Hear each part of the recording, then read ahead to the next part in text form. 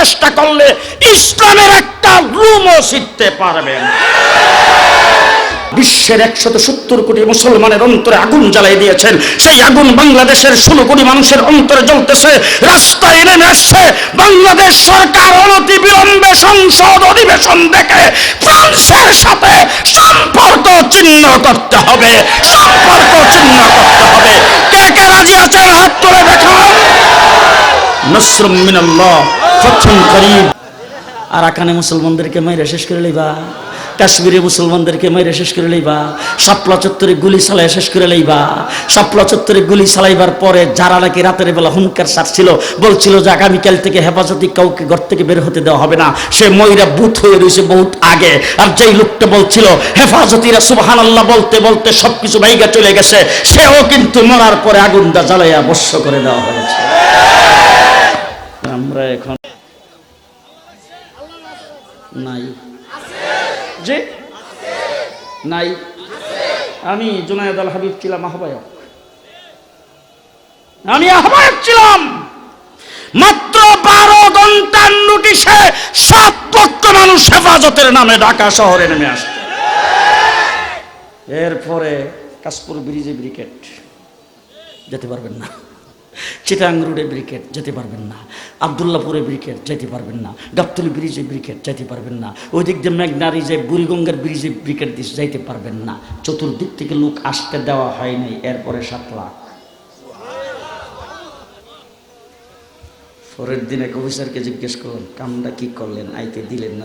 বলে হুজুর যা আইছিল তাহলেই তো পেরেশান, যাই ছিল এগুলি তো ঢাকা শহরে জাকি নাই, জায়গা নাই, আর বাকি আইলে তো ঢাকা শহরে শেষ হব। কথা বুঝেন নাই কারবার? পরিষ্কার ভাষায় বলতে চাই, মেরাজের রাত্রিতে আল্লাহ পাক আর আরশে বসে আল্লাহ পাক আর আল্লাহর হাবিব দুইজনের মধ্যে চুক্তিপত্র হয়েছে। तमाम পৃথিবীর সকলে মিলে চেষ্টা করলে ইসলামের একটা রুমও ছিঁড়তে পারবে না, সম্ভব না। সেই জায়গায় অনেক কথাবার্তা হয়েছে। একটা কথা, ও হাবিব এত দূর যে আপনি আইছেন কি চাইতে আইছেন?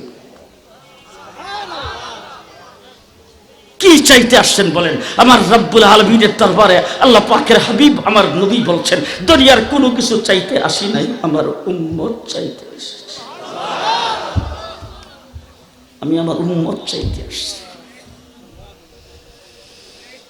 আল্লাহ তুমি তো হযরত আদম আলাইহিস সালামকে বানাইছো সফিউল্লাহ, বলে হ।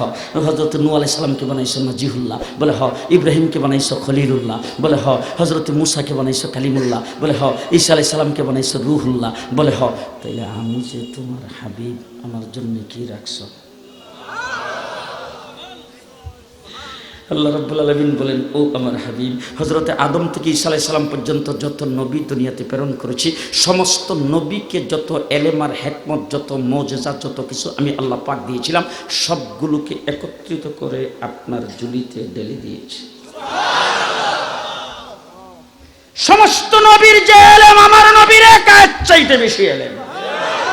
সমস্ত নবীকে মুজিজা দান করেছি। কোন নবীকে দিছি 1টা, কাউকে দিছি 3টা, কাউকে দিছি 5টা, কাউকে দিছি 7টা। আর আপনার পালা যখন আসছে, পায়ের পাতার থেকে মাথা পর্যন্ত 3.5 হাত বডি পুরাটাই মুজিজা, পুরাটাই মুজিজা।